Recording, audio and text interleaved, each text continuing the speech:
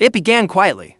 No trumpets, no warnings, just one woman dancing. The year was 1518, and the place was Strasbourg, a city nestled along the Rhine River, then part of the Holy Roman Empire today, modern-day France. It was a hot July morning when a woman named Frau Trophia stepped into the street and began to move. Not with joy, not at a festival. There was no music. She simply started to dance. Her arms flailed, her feet shuffled across the cobblestones. She didn't smile. She didn't laugh. She looked possessed, her eyes distant, her expression blank. She kept dancing. Neighbors watched with curiosity, then confusion, then concern. They assumed she'd stop in a few minutes, but minutes turned to hours, and hours turned into the entire day. Frau Trophia danced under the blazing sun, soaked in sweat, ignoring pleas to rest. When night fell, she collapsed. But come morning, she was back at it again, day after day. She danced seemingly against her will. By the end of the week, more than 30 people had joined her, all afflicted by the same strange compulsion. Their bodies twisted and turned through the streets. Some screamed, some wept, some collapsed from exhaustion, only to rise again, feet moving uncontrollably. The townspeople had no idea what they were witnessing. Witchcraft, possession, divine punishment. Whatever it was spreading, and the city had no idea how to stop it. What began as a strange episode on a summer morning was about to become one of the most chilling and mysterious outbreaks in medieval history, a phenomenon known today as the dancing plague. They say history repeats itself, but what about the parts we forgot? Welcome to Echoes of History, the channel where we dig up the dusty corners of the past to uncover the weird, the wild, and the wait, what? Stories they didn't teach you in school. Grab your curiosity and maybe a cup of tea, because what you're about to hear might just change how you see the world. By mid-July, Strasbourg was no longer watching a strange woman dance. It was watching a city-wide crisis unfold in real time, from Frau Trophia's solitary street shuffle. The number of afflicted quickly climbed dozens, then hundreds. Eyewitnesses described men, women, and even children writhing through the town square, their limbs moving to a rhythm no one could hear. They weren't celebrating, they weren't playing. Many were terrified. Some wept as they danced, begging for help, screaming for it to stop. But their bodies refused, and the scenes grew darker. Others continued through pouring rain and blistering heat. People collapsed from sheer exhaustion, bones breaking, feet bloodied, clothing soaked. Some dancers were seen foaming at the mouth, their eyes rolled back. Some died where they stood, from heart attacks, strokes, or pure physical breakdown. But perhaps the strangest part of all, no one seemed to know why. There was no plague-like rash, no fever, no signs of poisoning or madness. At least not in the traditional sense. Local physicians were called in, and their diagnosis, get this, too much hot blood. This was the early 16th century, after all, and doctors still believed in the for humors. According to their theory, these people weren't cursed or sick, they were suffering from overheated blood. That needed to be, quite literally, danced out. So what did the authorities do? They encouraged it, yes, in one of history's most baffling public health decisions. Strasbourg City Council ordered the construction of a giant stage. They hired musicians, drummers, pipers, fiddlers to provide a beat. They even cleared out a grain market to give the afflicted room to dance safely. It was the Middle Ages version of Let Them Sweat It Out. For a brief, surreal window in time, the city of Strasbourg essentially became a government-sponsored dance party of doom. Music filled the streets, the afflicted danced harder, and more people joined them.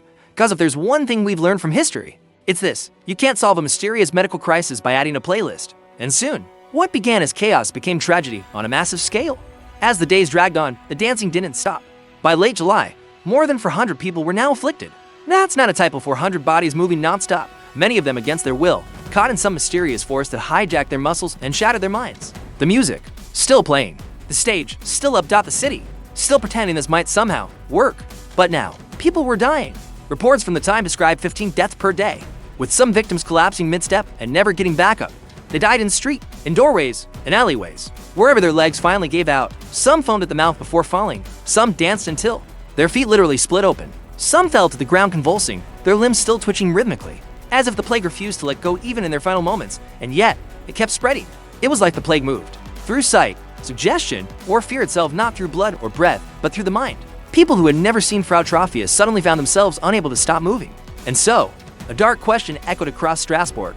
What kind of sickness forces you to dance to death? The city's mood began to shift from curiosity to concern to horror. The public health strategy had clearly failed. The music wasn't helping. The stage was a death trap. The clergy called it divine punishment, perhaps for greed, for sin, for vanity. Doctors clung to their hot blood theory, suggesting leeches' necks, and the townsfolk. Superstitions exploded. People carried herbs, painted symbols on their doors, or threw holy water into the street. Some even wore blinders, convinced that eye contact with the afflicted could trigger the curse. They were terrified. Many locked themselves indoors, too afraid to even look at the dancers. The city, once full of color and music, now resembled a living nightmare, a medieval version of a zombie film. Except the monsters didn't shuffle. They spun, they leaped, and then they fell. And still, no one knew why. The dancing had become a spectacle of suffering, and Strasbourg was on the verge of collapse. As the bodies piled up and the feet kept moving, Strasbourg found itself grappling with an even more terrifying possibility. What if there was no cure? What if they couldn't stop it because they didn't understand it? In desperation, the people of Strasbourg did what humans have always done in the face of the unknown. They came up with theories, lots of them, and some were as strange as the plague itself. The church was the first to speak up. To them, this was clearly divine punishment, sent from above to humble a sinful people. Greed, gluttony, dancing, even pride were all blamed. Priests called for repentance. Some even organized public processions of flagellants, believers who whipped themselves in the streets to cleanse the city's collective guilt. Then came the doctors, who stuck to their hot blood hypothesis but began suggesting more creative treatments. Some tried bloodletting, hoping to cool the body. Others recommended immersion in icy rivers. One even proposed burying the dancers up to their waist in earth to force them still. None of it worked, so the scholars stepped in, and here's where things got really interesting. Centuries later, modern historians and scientists would look back on the dancing plague with new tools, new data, and a few very strange ideas. The most famous, a theory involving ergot, a toxic mold that grows on damp rye and wheat common in the region. Ergot contains a chemical structure similar to LSD. In other words, some researchers believe the people of Strasbourg were ergot poisoning causes. Spasms, fever, paranoia, and muscle twitching, but there's a catch. It usually makes people collapse, not dance. And it wouldn't explain why the dancing lasted weeks, or why it spread to people in different neighborhoods who didn't share the same food supply. Tripping, hallucinating, convulsing. People were fragile, physically and emotionally. Add a touch of superstition, a dash of panic, and the sight of someone dancing uncontrollably, and boom, completely out of their minds, not from a curse, but from bread.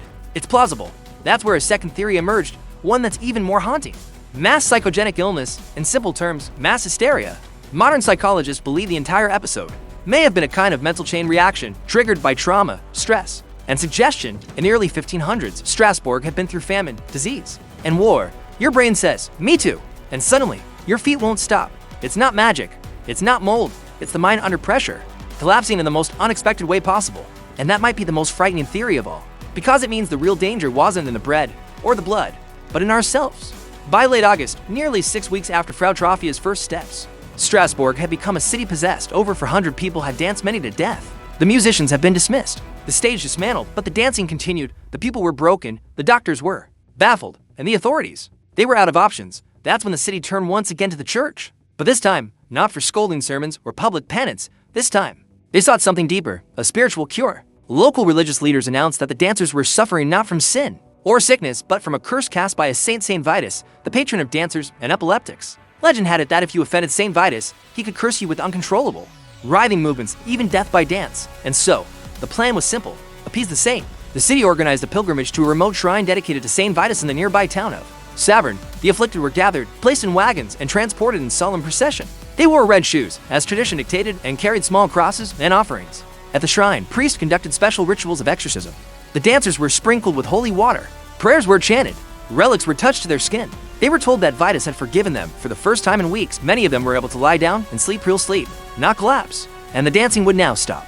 And remarkably, it did. One by one, the afflicted began to slow. Their spasms eased. Their feet stilled. Some wept. Some kissed the ground. Some simply stared in disbelief. Back in Strasbourg, the streets felt quiet. No more convulsions. No more screaming. Just silence and awe. Had the curse been lifted? Was it the ritual that worked? Or simply the belief? Historians today still debate it. But whatever the mechanism, the result was undeniable. The plague was over. No vaccines, no medical breakthroughs, no magic. Just the human psyche, responding to symbol, ceremony, and belief with the same power it once gave to panic and terror. And in the strange dance between mind and body, faith and fear, Strasbourg finally found stillness.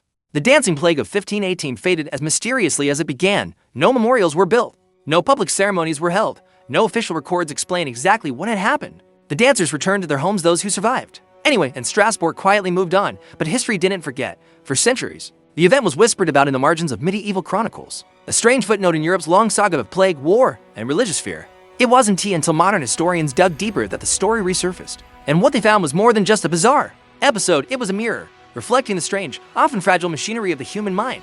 Because here's the truth. Not all were as large, but many follow the same pattern, a sudden compulsion to move, spreading fast and vanishing just as quickly. The dancing plague wasn't unique.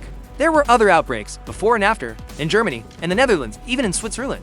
Today, psychologists recognize this as a form of mass psychogenic illness, a phenomenon where stress, fear, and social contagion trigger real physical symptoms in perfectly healthy people. We've seen it in laughing epidemics, tics in schools, and even internet-fueled delusions, and the dancing plague It may have been the most dramatic example ever recorded, but it also raises deeper questions. How much of what we call real is shaped by belief? Can fear be more infectious than disease? And how do we explain an event where no one was truly sick, but hundreds collapsed anyway? In a way, the story of Strasbourg isn't just about the 1500s, it's about us, about how stress can break a community, how panic spreads faster than logic. Artists and musicians have drawn inspiration from it, turning tragedy into symbolism. And curious minds like yours still stumble upon this bizarre footnote and wonder how sometimes the most dangerous epidemics don't come from viruses or mold, but from within. Today, scholars will study the dancing plague to understand crowd psychology, trauma, and how human beings respond under pressure. Did people really dance themselves to death? Yes, they did. In doing so, they left behind a story that reminds us just how delicate the balance is between mind and body, belief and biology, chaos and control. In a world where the unexplainable still happens, sometimes the strangest, history's echo the loudest. That's it for today's Forgotten Tale.